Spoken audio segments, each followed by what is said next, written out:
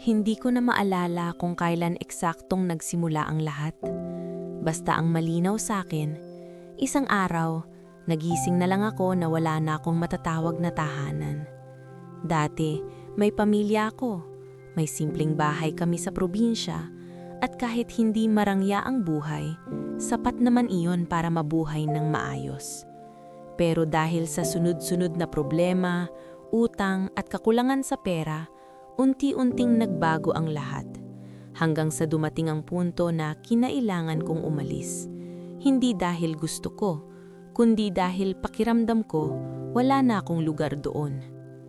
Nagpunta ako sa Maynila, dala ang iilang damit at pag-asang baka sakaling may mangyaring maganda sa buhay ko. Pero iba ang realidad sa lungsod.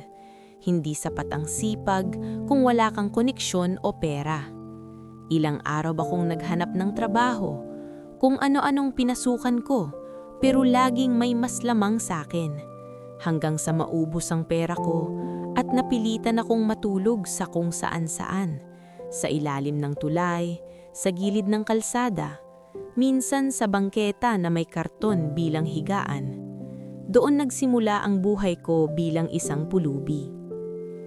Araw-araw, gigising ako ng maaga hindi para pumasok sa trabaho, kundi para maghanap ng paraan kung paano kakain. Minsan may mga taong nagbibigay ng barya o pagkain, minsan naman wala.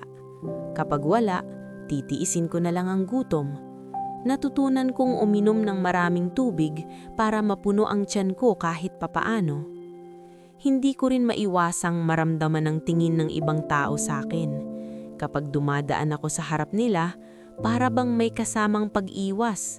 May ilan na diretsyong nagsasabi ng masasakit na salita, na para bang wala akong karapatang mabuhay sa parehong mundo nila.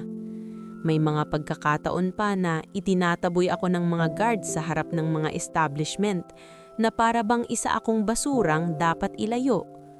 Pero kahit ganun, may pinanghahawakan pa rin ako. Ayokong magnakaw. Ayokong gumawa ng masama kahit pa ganun nakahirap ang sitwasyon ko. Minsan, may nakikita akong mga kapwa ko palabol na kumukuha ng pagkain sa tindahan ng palihim.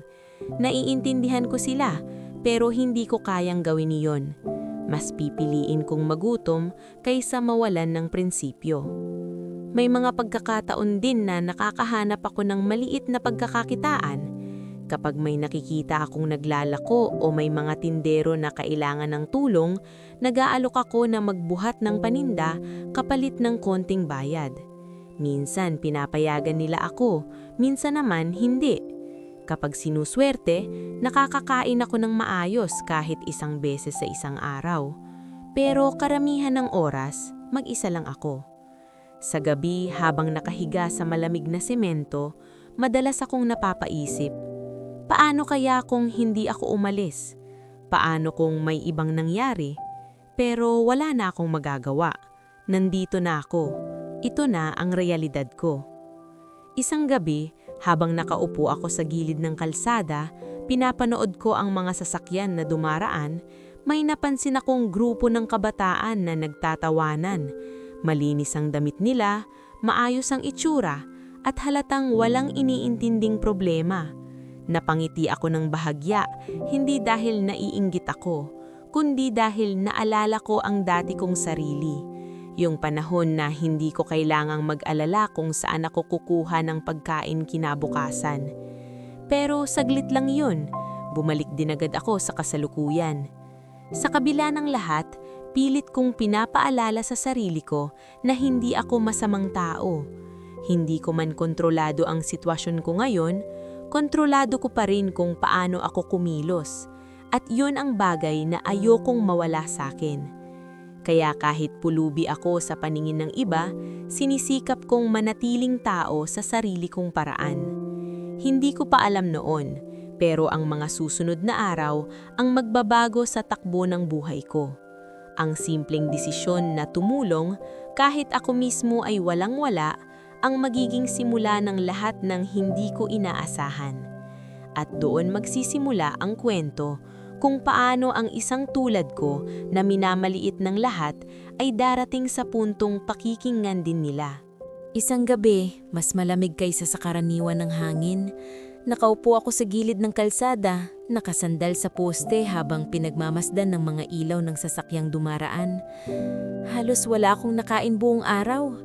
Isang tinapay lang na ibinigay ng isang matanda kaninang tanghali ang laman ng tiyan ko at ngayon, paramdam ko na naman ng gutom na unti-unting sumisikip sa sikmura ko. Sanay na ako sa ganitong pakiramdam pero hindi ibig sabihin nun na hindi na masakit.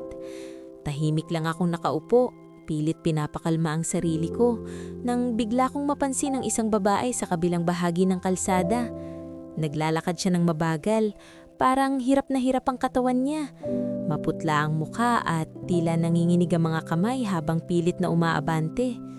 Nung una, hindi ko pinansin. Marami na akong nakikitang ganito sa kalsada. Pero may kakaiba sa kanya. Parang may mali talaga. Ilang hakbang pa, bigla siyang natumba. Hindi na ako nag-isip, agad akong tumayo at tumakbo papunta sa kanya. Paglapit ko, nakita kong nakapikit ang mga mata niya at mabigat ang paghinga. Nilapitan ko siya at marahang tinapik ang balikat. "Miss, okay ka lang ba?" Mahinahon kong tanong. Walang sagot. Kinabahan ako. Hindi ko alam ang gagawin pero alam kong hindi ko siya pwedeng iwan dun. Tumingin ako sa paligid, umaasang may tutulong. Pero karamihan sa mga tao, dumadaan lang. May ilan na napapatingin saglit pero wala ni isa ang lumapit. Ako na lang. Hinawakan ko ang ulo niya at dahan-dahang itinungkod sa braso ko para hindi siya nakahiga diretso sa malamig na simento. Ramdam ko ang init ng balat niya. Mukhang nilalagnat siya o baka sobrang pagod lang.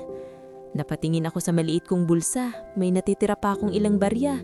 Dapat sana ipambibili ko yun ng pagkain kinabukasan. Pero habang nakatingin ako sa kanya, hindi ko naisip ang sarili ko. Tumayo ako at dali-daling pumunta sa pinakamalapit na tindahan. Bumili ako ng isang bote ng tubig at isang pirasong tinapay. Halos maubos ang natitira kong pera pero wala na akong pakialam. Pagbalik ko, nandun pa rin siya. Nakahiga at hindi pa rin gumagalaw. Marahan ko siyang inangat at sinubukang painumin. Dahan-dahan siyang nagmulat ng mata. "Miss, uminom ka muna," sabi ko hadang inaalayayan siya. Mahina niyang kinuha ang bote at uminom. Halata sa mukha niya ang pagod at hirap. Ilang saglit pa, medyo nagkaroon ng buhay ang mga mata niya.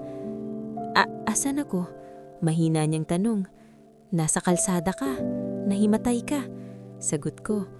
Tahimik siya sandali, parang inaalala ang nangyari. Inabot ko sa kanya ang tinapay. "Kumain ka muna." Sandali siyang nag-alinlangan pero tinanggap din niya. Mabagal niyang kinain iyon na para bang matagal na siyang hindi nakakain. Habang pinagmamasdan ko siya, napansin ko na hindi siya mukhang pulubi. Malinis ang damit niya kahit medyo gusot na. Maayos ang itsura niya, parang hindi siya sanay sa ganitong sitwasyon. "Salamat," mahina niyang sabi pagkatapos kumain. Wala akong maisip na isagot kaya tumanggo na lang ako. "Okay ka na ba? May uuwian ka ba?" Tanong ko. Tumanggo siya pero halata sa mukha niya na nahihirapan pa rin siya. Tinulungan ko siyang makatayo. Inalayayan ko siya habang dahan-dahan kaming naglakad. Sinabi niya kung saan siya pupunta at kahit medyo malayo, sinamahan ko. Hindi ko kayang iwan siya sa ganong kalagayan. Habang naglalakad kami, tahimik lang siya. Paminsan-minsan napapatingin siya sa akin. Parang may gustong sabihin pero hindi niya magawa. Pagdating namin sa isang malaking bahay, huminto siya. "Dito na ako," sabi niya. Napatingin ako sa bahay, malaki at maayos, malayo sa mundong ginadalawan ko. "Okay, sige, ingat ka," sabi ko habang tahagyang tumanggo. Akala ko doon na matatapos ang lahat, pero bago ako tuluyang umalis, bigla niya akong tinawag. "Sandali." Lumapit siya sa akin at may inabot na maliit na papel. Hindi ko agad tinignan kung ano iyon. "Para sa'yo. Salamat," sabi niya. Hindi ko alam kung ano ang sasabihin kaya tinanggap ko na lang iyon. Tumanggo siya at pumasok sa loob ng bahay. Naiwan akong nakatayo sa labas, hawak ang papel na iyon. Ilang sandali ko itong tinignan pero hindi ko agad binuksan. Sa totoo lang, hindi ko alam kung bakit. Siguro dahil sanay na akong walang inaasahan sa buhay. Para sa akin, sapat na nakatulong ako. Ibinulsa ko na lang iyon at naglakad palayo. Habang naglalakad ako pabalik sa kung saan ako matutulog, ramdam ko na naman ng gutom.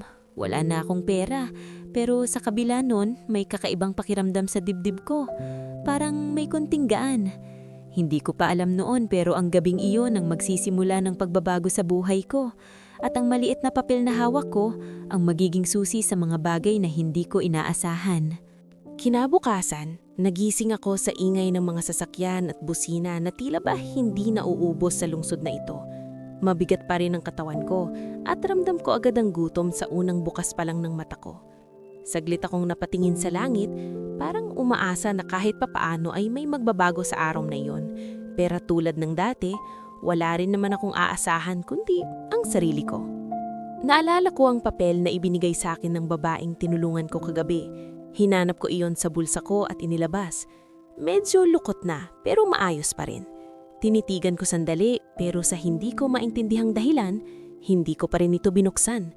Parang may bahagi sa akin na ayaw umasa na baka kapag binuksan ko ito, wala rin naman palang halaga. Ibinulsa ko ulit at tumayo. Kailangan ko nang maghanap ng makakain. Naglakad ako sa kalsada, umaasang may mapagkakakitaan. Ilang tindero ang nadaanan ko at sinubukan kong mag-alok ng tulong pero karamihan ay umiling lang. May ilan na halos hindi na ako tinignan.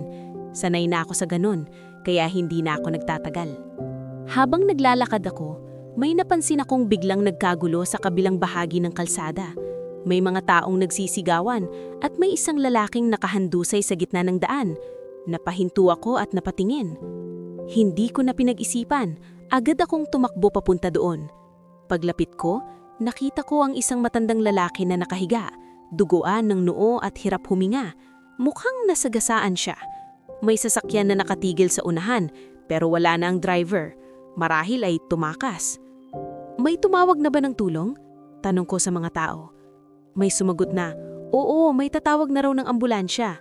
Pero habang tinitingnan ko ang matanda, ramdam kong hindi na siya pwedeng maghintay pa. Mabagal ang paghinga niya at parang nawawalan na ng malay. Lumuhod ako sa tabi niya at hinawakan ng kamay niya. Mahina na ang pulso. Sir, kumapit ko kayo. Dadalhin namin kayo sa ospital. Sabi ko kahit hindi ko alam kung naririnig pa niya ako. Ilang minuto pa, dumating ang ambulansya. Agad siyang isinakay at bago pa maisara ang pinto, hindi ko na malaya na sumabay na rin ako. Pagdating namin sa ospital, mabilis siyang dinala sa emergency room. Sumunod ako pero agad akong hinarang ng isang nurse. Bawal dito, sir. Malamig niyang sabi habang tinitingnan ng itsura ko. Ako po yung nagdala sa kanya. Wala siyang kasama. Sagot ko. Tinignan niya ako mula ulo hanggang paa, halatang hindi kumbinsido. Maghintay ka na lang sa labas. Gusto ko sanang ipilit na pumasok pero wala akong laban. Kaya lumabas na lang ako at naupo sa isang sulok. Pinagmamasdan ko ang mga taong abala sa kani-kanilang buhay. May mga pasyente, may mga doktor, may mga nurse na nagmamadali. Pero sa kabila ng lahat ng iyon, parang wala akong lugar doon. Ilang sandali pa, may narinig akong usapan ng dalawang staff. Kailangan daw operahan agad yung matanda, malala ang tama. Wala raw bantay, hindi pa nga alam kung sino. Sagot ng isa. Napatingin ako sa kanila. Alam kong siyang tinutukoy nila. Tumayo ako at lumapit sa kanila. Ako po yung kasama ng matanda. Ako po yung nagdala sa kanya. Sabi ko. Sandali silang napatingin sa akin pero parang hindi nila ako siniseryoso. Maghintay ka na lang. Sagot ng isa sabay talikod. Napahawak ako sa ulo ko. Hindi ko maintindihan kung bakit ganun. Ako ang nagdala sa kanya. Ako ang unang tumulong. Pero parang wala akong karapatang magsalita. Naupo ulit ako, pero hindi mapakali ang isip ko. May kung anong pakiramdam sa dibdib ko na hindi ko maipaliwanag. Parang may mali. Hindi ko pa alam kung ano, pero may mali. Makalipas ang ilang minuto, may dumaan na nurse na may hawak na chart. Saglit niyang inilapag iyon sa mesa malapit sa kinuupuan ko habang may kinausap siyang ibang staff. Hindi ko sinadyang mapatingin doon. At doon, may napansin ako. Hindi ko alam kung bakit, pero parang pamilyar ang mga terminong nakasulat. Parang may mali sa diagnosis na nakalagay. Napakunot ang noo ko habang binabasa ko iyon sa malayo. Hindi dapat ganun. Biglang bumilis ang tibok ng puso ko. Hindi ko pa lubos maintindihan pero pakiramdam ko may ginagawa silang mali sa pasyente. At kung tama ang kutob ko, maaaring malagay sa panganib ang buhay ng matandang lalaki. Napahigpit ang kamao ko habang nakatingin sa chart. Sa unang pagkakataon matapos ang mahabang panahon, may naramdaman akong matinding kaba. At alam kong hindi ako pwedeng manatiling tahimik. Hindi na ako mapakali sa kinauupuan ko. Paulit-ulit na bumabalik sa isip ko yung nakita ko sa chart. Kahit saglit ko lang yun nasilayan, malinaw sa akin na may hindi tama. Parang may kulang sa diagnosis o baka may maling pinaghuhugutan ng desisyon ng mga doktor. Hindi ko maipaliwanag ng buo pero may bumabagbag sa loob ko. Tumayo ako at muli akong lumapit sa may entrance ng emergency area. Nakikita ko mula doon ang paggalaw ng mga staff, ang mabilis na pagtakbo ng mga nurse at ang pagpasok at labas ng mga doktor. Naroon din ang matandang lalaki na nakahiga sa stretcher, kinukuhanan ng kung ano-anong test. Huminga ako ng malalim at naglakas loob. Lumapit ako sa isang doktor na mukhang may hawak sa kaso ng matanda. Nakasuot siya ng puting coat, maayos ang buhok, at seryoso ang muka habang nagbabasa ng papel. "Dok, pwede po ba akong makausap sandali?" Maingat kong sabi. Hindi niya ako agad pinansin. "Dok, tungkol po dun sa matanda," dagdag ko. Napatingin siya sa akin at sa isang iglap, nagbago ang ekspresyon ng mukha niya. Mula sa pagiging kalmado, naging iritado. "Sino ka ba?" Mataray niyang tanong. "Ako po yung nagdala sa kanya dito. May napansin lang po sana ako." Hindi ko pa natatapos ang sasabihin ko nang sumingit na siya. "Kung wala kang kinalaman, huwag kang makialam. Trabaho namin to." Parang may malamig na tubig na ibinuho sa akin. Napaatras ako ng kaunti pero hindi pa rin ako sumuko. "Dok, may nakita po kasi ako sa chart." "Anong chart?" Mas lalo siyang nagtaas ng boses. "Pumapasok ka pa sa lugar na hindi mo dapat pinapasok?" Napatingin ang ilang tao sa paligid. May mga nurse na napahinto, pati ibang pasyente at bantay na patingin na rin sa anin. Ramdam ko ang bigat ng tingin nila. "Hindi po sa ganun, Dok. Pero baka po kasi..." "Tumigil ka na!" Mariin niyang putol sa akin. "Hindi ka doktor, hindi ka nurse. Isa ka lang..." Hindi niya tinuloy ang sasabihin niya pero sapat na ang tingin niya para maintindihan ko ang ibig niyang iparating. Isang pulubi lang ako. "Security!" Tawag niya ng malakas. Agad namang lumapit ang isang guard. "Ilabas mo to, nakakaistorbo." Hinawakan ako ng guard sa braso. Hindi naman marahas pero sapat para iparamdam sa akin na wala akong karapatan doon. "Sir, dito na lang po kayo sa labas," sabi ng guard. Hindi ako lumaban. Wala naman akong laban. Habang hinihila ako palayo, napatingin ako sa loob ng emergency room. Nakita ko ang matandang lalaki. Nakahiga pa rin. Walang kalaban-laban. At sa loob ko, mas lalong lumakas ang pakiramdam na may mali. Paglabas ko, napaupo ako sa isang sulok. Tahimik, walang imik. Pero sa loob ko parang may sumisigaw. Hindi tama. Hindi ko alam kung saan nanggagaling ang kumpiyansa ko pero alam ko may mali sa ginagawa nila. Hindi ko maalis sa isip ko yung nakita ko sa chart. Parang may bahagi ng impormasyon na hindi tugma sa kondisyon ng pasyente. Ilang sandali pa ay narinig ko ulit ang usapan ng dalawang staff na dumaan malapit sa akin. Ready na raw yung OR. Dadalhin na yung pasyente. Delikado daw pero kailangan na operahan agad, sabi ng isa. Napalingon ako sa kanila. Operating room. Ibig sabihin, itutuloy na nila. Biglang bumilis ang tibok ng puso ko. Kung tama ang hinala ko, baka hindi na kayanin ng matanda ang operasyon na iyon. At kung mangyari iyon, baka tuluyan na siyang mawala. Nahawakan ko ang ulo ko, pilit iniisip kung ano ang gagawin ko. Wala akong katayuan, wala akong karapatan. Kahit magsalita ako, walang makikinig. Pero kung tatahimik ako, baka kung tama nga ako. Napatingin ako sa kamay ko. Marumi, gasgas, at halatang hindi kamay ng taong pinakikinggan sa loob ng ospital. Pero sa kabila nun, May isang bagay akong hindi kayang baliin ng kahit sino. Ang alam kong tama. Tumayo ako ng dahan-dahan. Ramdam ko ang kaba sa dibdib ko. Takot, duda, at pangamba. Lahat sabay-sabay. Pero mas nangingibabaw ang isang bagay. Hindi ko kayang hayaan na may mangyaring masama kung may gagawin ako. Sa pagkakataong iyon, alam kong wala na akong ibang pagpipilian. Kahit wala silang pakialam sa akin, kahit hindi nila ako kilala, kahit pulubi lang ako sa paningin nila, kailangan kong kumilos. At kung kailangan kong suwayin ang lahat para lang mapigilan ng isang maling desisyon, gagawin ko. Dahan-dahan akong naglakad pabalik sa loob, habang ang isip ko ay iisa lang ang sinisigaw. Kailangan kong silang pigilan.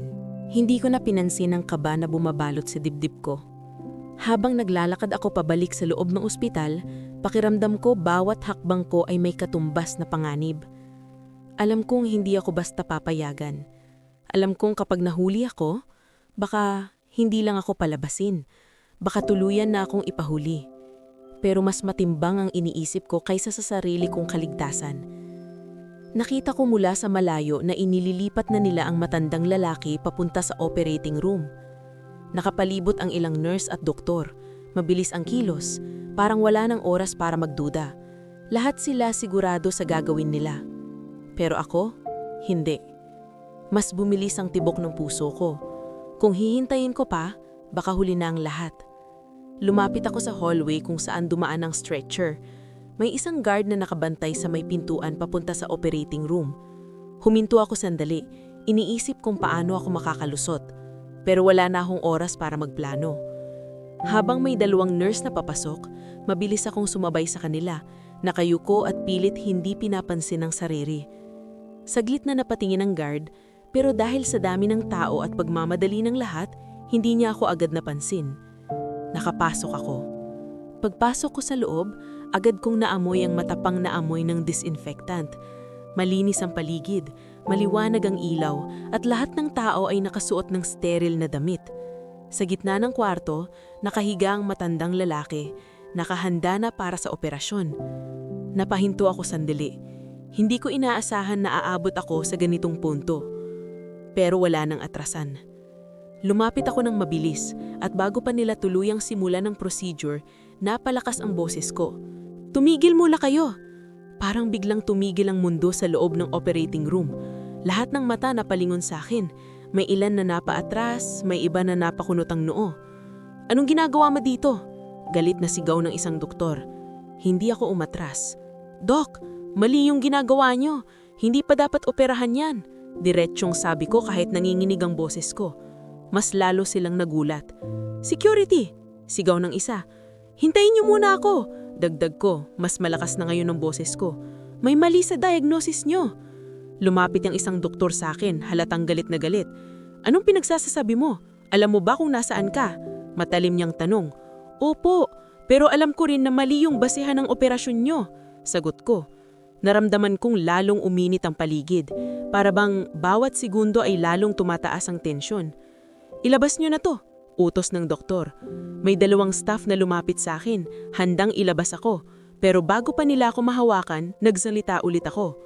Kung itutuloy niyo to, baka mamatay siya. Napatigil ang ilan. Hindi lahat, pero may ilan.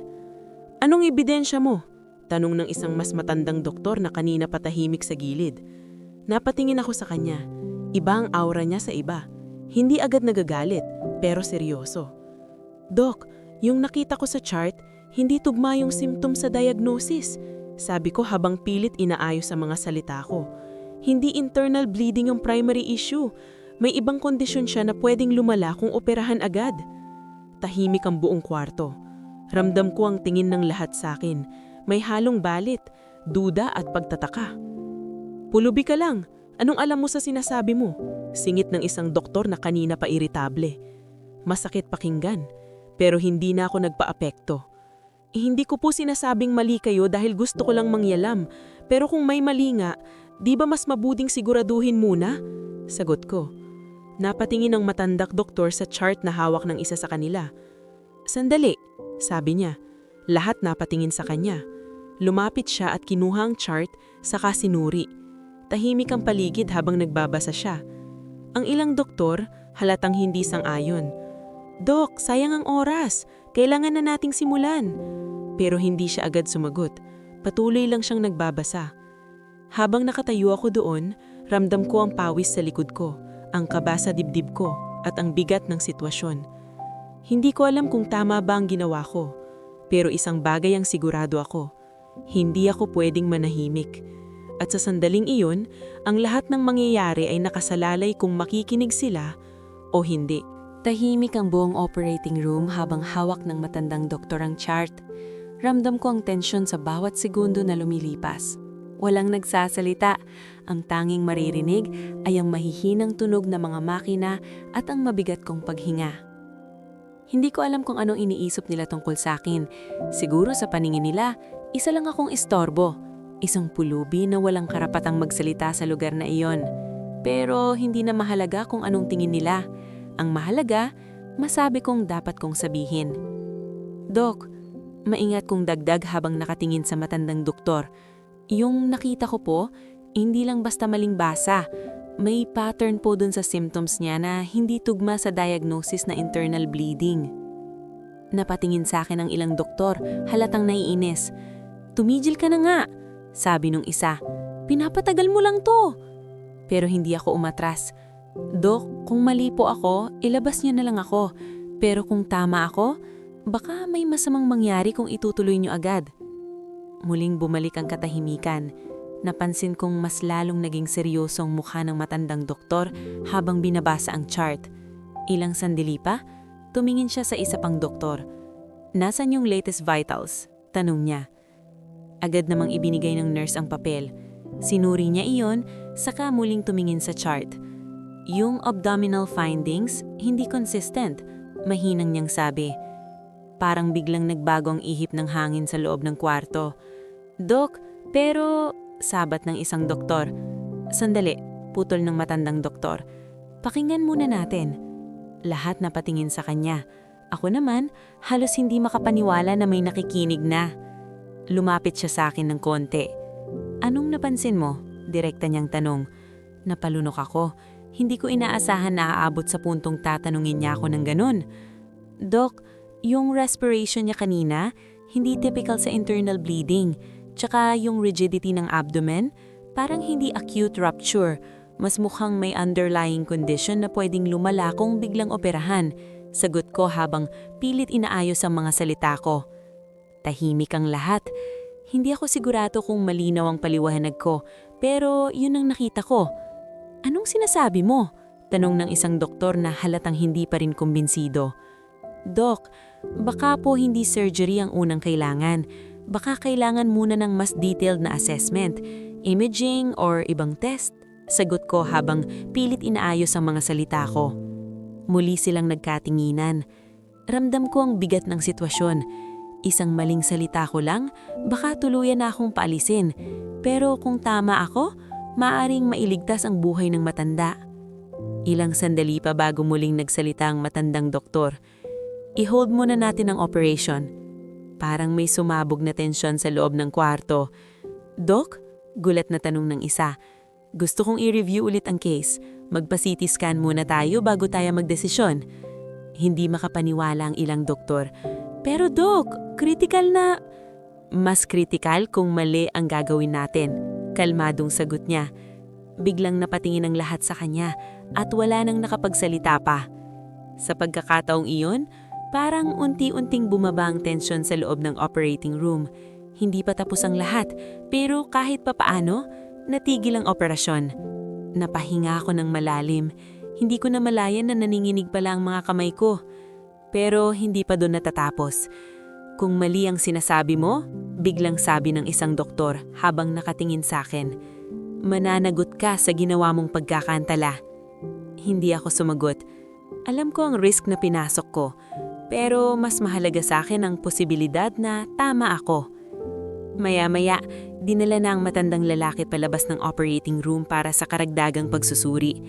Habang inilalabas siya, napatingin ako sa kanya. Tahimik, walang kalaban-laban, Parang nakasalalay ang lahat sa mga desisyon na ginagawa ng mga tao sa paligid niya. Pagkatapos nun, muli akong nilapitan ng 2 staff. "Sir, kailangan niyo na pong lumabas," sabi nila. Hindi na ako tumutol. Habang lumalabas ako ng operating room, ramdam ko ang halo-halong emosyon sa loob ko. Takot, kaba, at konting pag-asa. Hindi ko alam kung ano mangyayari pagkatapos nito. Hindi ko alam kung tama ba ang ginawa ko. Pero sa unang pagkakataon matapos ang matagal na panahon, may naramdaman akong kakaiba. Parang may halaga pala ang boses ko. At kahit pulubi lang ako sa paningin nila, sa sandaling iyon, pinili kong manindigan sa alam kong tama.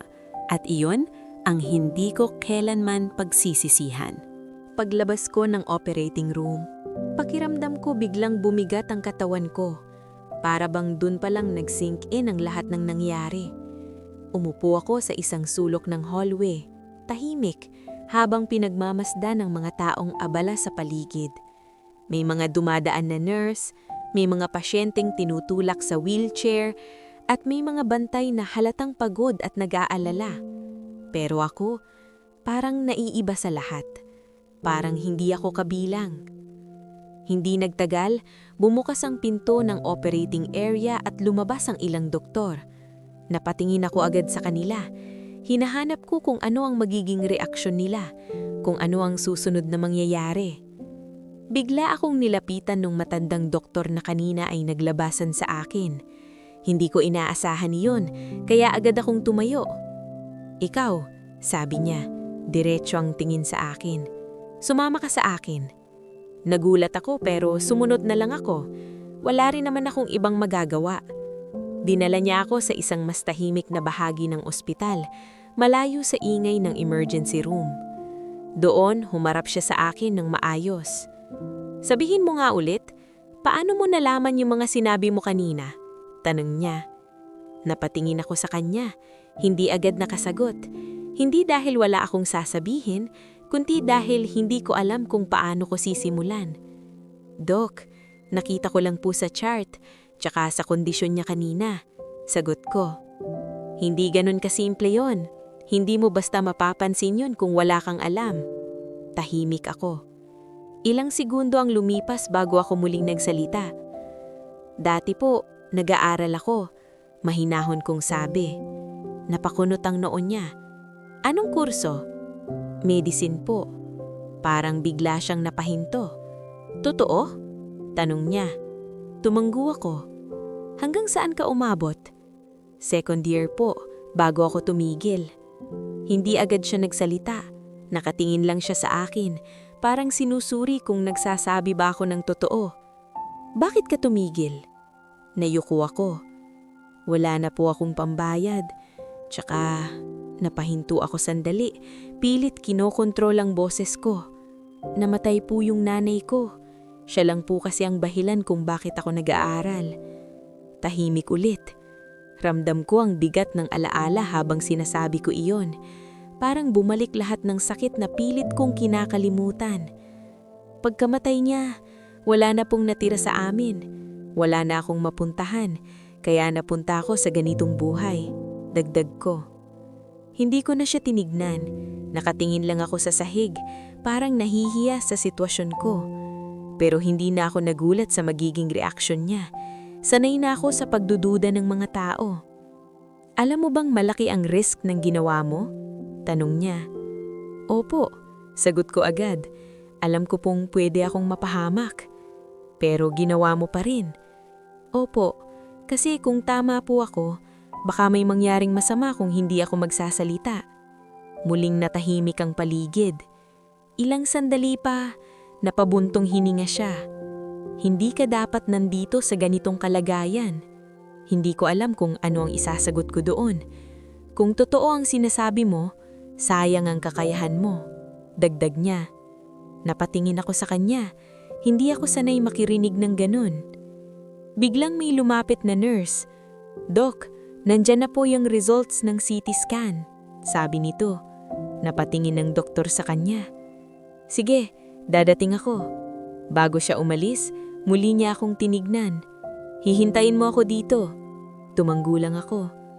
Habang naglalakad siyang palayo, naiwan akong nakatayo doon, hindi malaman kung ano ang mararamdaman.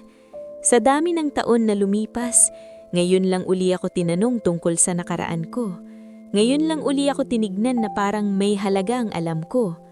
Pero hindi pa rin ako umaasa. Sanay na akong hindi umasa. Umupo ako sa upuan at naghintay. Hindi ko alam kung gaano katagal, pero pakiramdam ko ang bagal ng oras. Bawat segundo punong-puno ng kaba. Iniisip ko ang matandang lalaki. Iniisip ko kung tama ba talaga ako. At habang nakaupo ako doon, unti-unting bumabalik sa isip ko ang dati kong buhay. Yung mga lecture, yung mga libro, yung pangarap kong maging doktor. Mga bagay na akala ko, tuluyan ko nang iniwan. Hindi ko alam kung anong mangyayari pagkatapos nito. Pero sa kauna-unahang pagkakataon, may maliit na bahagi sa akin na umaasa na baka may magbago. At baka hindi pa huli ang lahat para sa akin. Hindi ko namalayan kung gaano katagal akong nakaupo doon sa hallway. Parang huminto ang oras habang hinihintay ko ang pagbabalik ng doktor. Sa bawat dumadaang segundo, mas lalong bumibigat ang pakiramdam ko. Hindi dahil sa pagod, kundi dahil sa kaba. Hindi ko alam kung ano ang magiging resulta ng desisyon kong makialam. Maya-maya, nakita ko na papalapit ang matandang doktor. Kasama niyang 2 pang doktor na kanina ay halatang galit sa akin. Sa itsura pa lang nila, ramdam ko na agad na may nangyari. Tumayo ako ng dahan-dahan.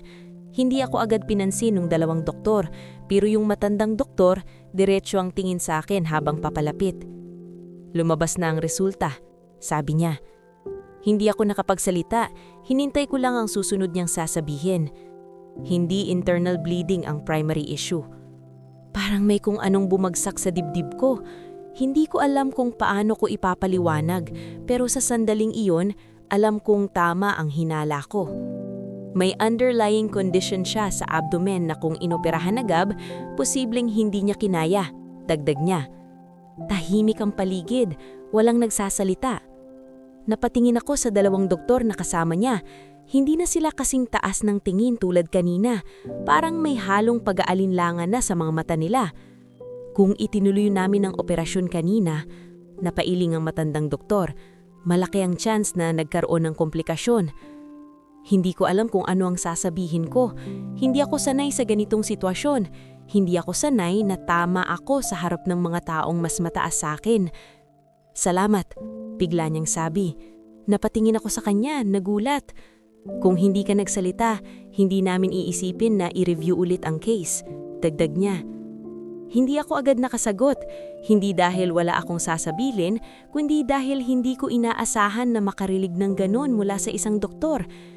Yung 2 doktor na kasama niya, nanatiling tahimik, pero halata sa kanila na nagbago ang tingin nila sa akin.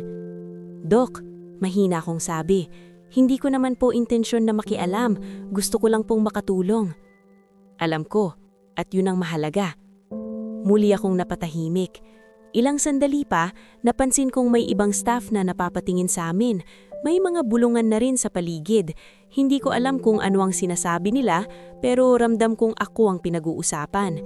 Siguro dahil sa itsura ko, isang pulubi na biglang naging dahilan kung bakit natigil ang isang operasyon. Hindi pa rin ako makapaniwala. Stable na ang pasyente sa ngayon, hindi pa tapos ang laban pero mas maayos na ang sitwasyon. Napahinga ako ng malalim, parang may nabawas na bigat sa dibdib ko. Pwede mo siyang makita mamaya pero sa ngayon, kailangan pa siyang bantayan, dagdag niya. Tumanggo lang ako. Hindi ko alam kung bakit pero parang may kakaibang pakiramdam sa loob ko. Parang may bahagi ng sarili ko na matagal ko nang hindi nararamdaman. Ang pagiging kapaki-pakinabang. Sa kabila ng lahat ng nangyari sa buhay ko, sa kabila ng pagiging palaboy at pagkalimot ng mundo sa akin, may nagawa pala akong tama. May iniligtas akong buhay. Maya-maya, umalis na ang mga doktor. Naiwan akong nakatayo sa hallway, tahimik habang pinoproseso ang lahat. May ilang nurse na dumaan sa harap ko. Yung iba, napapatingin sa akin na parang may respeto na. Yung iba naman, halatang nagtataka pa rin. Hindi ko na pinansin. Umupo ulit ako pero iba na ang pakiramdam ko ngayon kumpara kanina. Hindi na puro kaba, may halo ng pag-asa. Habang nakaupo ako doon, bigla kong naalala yung papel na ibinigay sa akin ng babaeng tinulungan ko kagabi. Hinawakan ko ang bulsa ko at naroon pa rin iyon. Hindi ko pa rin iyon binubuksan. Hindi ko alam kung bakit.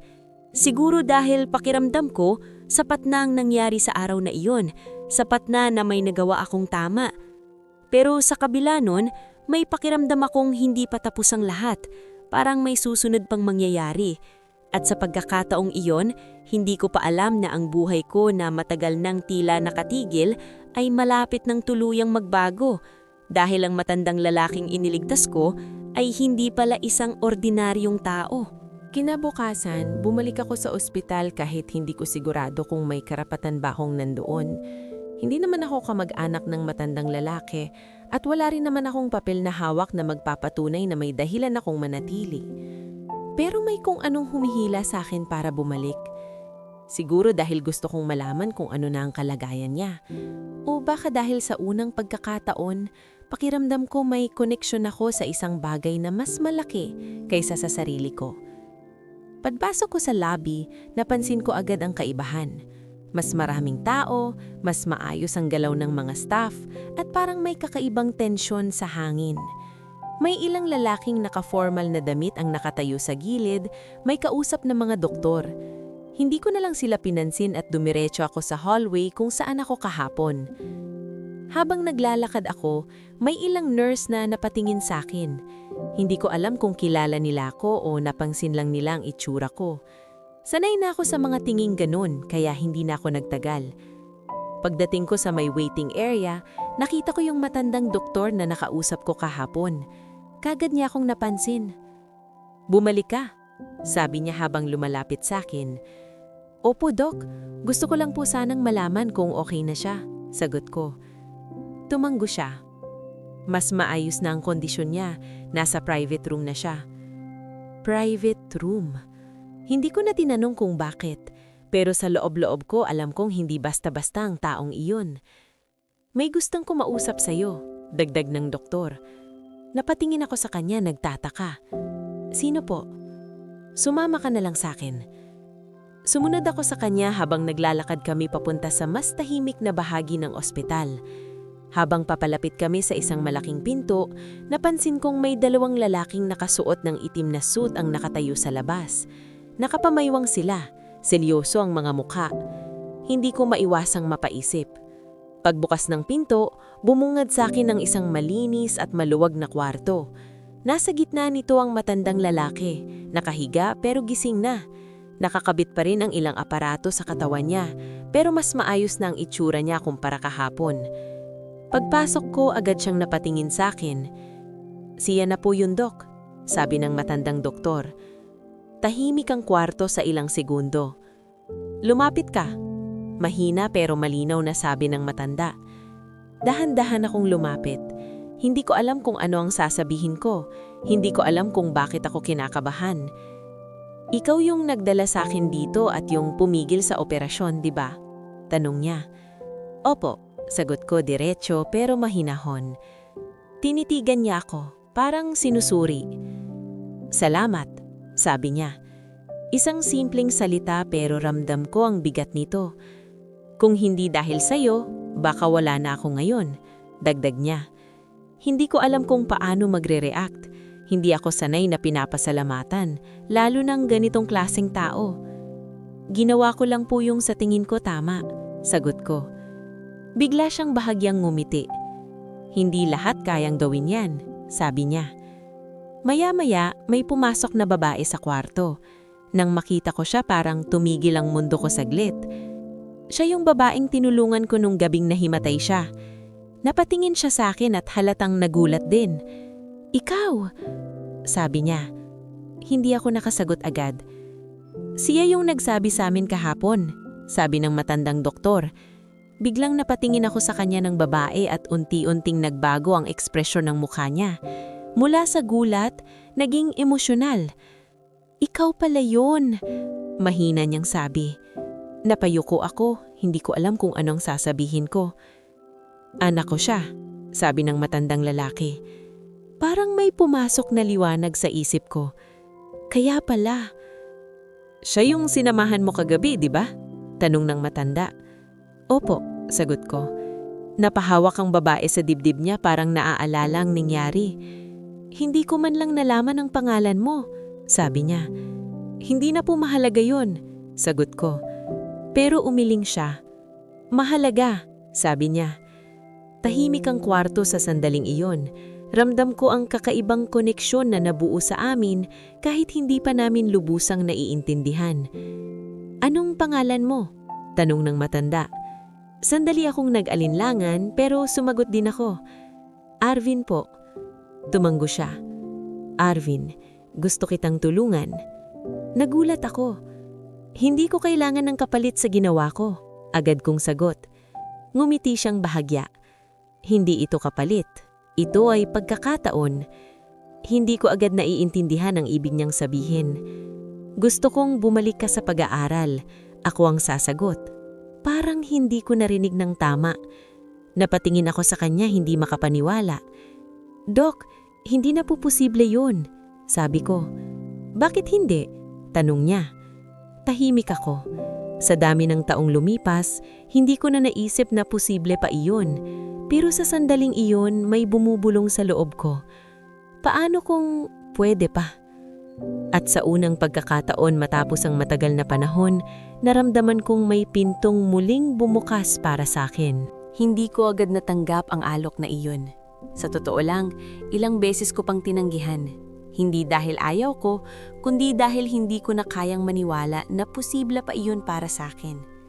Masyado na akong nasanay sa buhay na wala akong inaasahan. Masyado na akong nasanay na ang bukas ay katulad lang ng kahapon. Pero hindi sumuko ang matandang lalaki. Araw-araw kapag bumabalik ako sa ospital para silipin siya, paulit-ulit niyang binabanggit ang parehong alok. Hindi niya ako pinipilit, pero malinaw sa boses niya na seryoso siya. Arvin, hindi pa huli ang lahat. Lagi niyang sinasabi. Hanggang sa isang araw, napagod na rin akong tumanggi. Hindi dahil sa kanya, kundi dahil sa sarili ko. Napagtanto ko na kung patuloy kong tatanggihan ng pagkakataon, ako na mismo ang pumipigil sa pagbabago ng buhay ko. Opo, susubukan ko po. Mahina akong sagot sa kanya. Ngumiti siya, isang ngiti na parang matagal na niyang hinihintay. At doon, nagsimula ang lahat. Tinulungan niya akong makabalik sa pag-aaral. Inayos niya ang mga dokumento ko, tinulungan akong makapasok muli sa isang universidad at sinigurong wala akong iisipin sa gastusin. Pero higit sa lahat, binigyan niya ako ng pagkakataon na muling buuin ang sarili ko. Hindi naging madali ang lahat. Sa unang araw ko pa lang sa paaralan, ramdam ko agad ang pagkakaiba ko sa iba. Malinis ang mga damit nila, maayos ang itsura. Habang ako, kahit napilit kong inayos ang sarili ko, dala ko pa rin ng bakas ng nakaraan ko. May ilan na nagtataka kung saan ako galing. May ilan na nagdududa kung kaya ko bang sumabay. Pero hindi ko na pinansin iyon. Mas marami na akong pinagdaanan para sumuko pa. Araw-araw, ginugol ko ang oras ko sa pag-aaral. Binalikan ko ang mga bagay na matagal ko nang nakalimutan. Minsan nahihirapan ako, minsan napapagod. Pero hindi ako tumigil. Sa tuwing gusto kong sumuko, naaalala ko yung araw na pumasok ako sa operating room. Yung araw na kahit pulubi lang ako sa paningin ng iba, nagawa kong manindigan. At iyon ang naging lakas ko. Lumipas ang mga taon at unti-unti naramdaman ko ang pagbabago. Hindi lang sa buhay ko, kundi sa sarili ko. Bumalik ang kumpiyansa ko. Bumalik ang pangarap ko. Hanggang sa dumating ang araw na pinaghihintay ko. Araw ng pagtatapos. Habang nakasuot ako ng toga, hindi ko mapigilang balikan ang lahat ng pinagdaanan ko. Mula sa pagtulog sa kalsada, sa paghingi ng pagkain, hanggang sa araw na ito. Hindi ko na malayang tumulo ang luha ko. Pag-akyat ko sa entablado, narinig ko ang pangalan ko na tinawag. Malakas ang palakpakan sa paligid. At sa gitna ng mga taong iyon, nakita ko ang matandang lalaki at ang anak niya. Nakatayo sila. Nakangiti. At sa sandaling iyon, alam kong hindi ko na kailanman makakalimutan kung saan nagsimula ang lahat. Matapos ang ilang buwan, nagsimula akong magtrabaho bilang isang doktor. Sa parehong ospital kung saan minsan itinaboy ako. Sa parehong lugar kung saan akong minamaliit, ngayon ako ang pinakikinggan. Pero hindi ako nagbago. Sa bawat pasyente na dumarating, lalo na yung walang kakayahan, nakikita ko ang sarili ko sa kanila. Yung takot, yung pagod, yung pakiramdam na parang wala kang kakampi. At sa bawat pagkakataon, sinisigurado kong hindi nila mararamdaman yun. Hindi ko nakakalimutan kung paano ako nagsimula. Hindi ko nakakalimutan ang gutom, ang pagod, at ang mga araw na pakiramdam ko wala ng pag-asa. Dahil doon, mas lalo kong pinapahalagahan ang bawat buhay na hawak ko. Minsan, habang naglalakad ako sa hallway ng ospital, napapatingin ako sa paligid, sa mga taong dumadaan, sa mga kwarto, sa mga ilaw, at hindi ko maiwasang mapangiti. Dahil alam ko na minsan naging isa lang akong pulubi sa lugar na iyon. Pero ngayon, isa na akong doktor, at ang lahat ng iyon nagsimula sa isang simpleng desisyon. Ang tumulong kahit ako mismo ay walang-wala. At doon ko napatunayan sa sarili ko na ang halaga ng isang tao ay hindi nasusukat sa itsura, sa estado o sa tingin ng iba, kundi sa kung paano siya manindigan sa tama kahit walang nakakakita. Dahil minsan, ang isang simpleng boses na piniling magsalita ang siyang makakapagligtas ng buhay at makakapagbago ng isang buong kapalaran.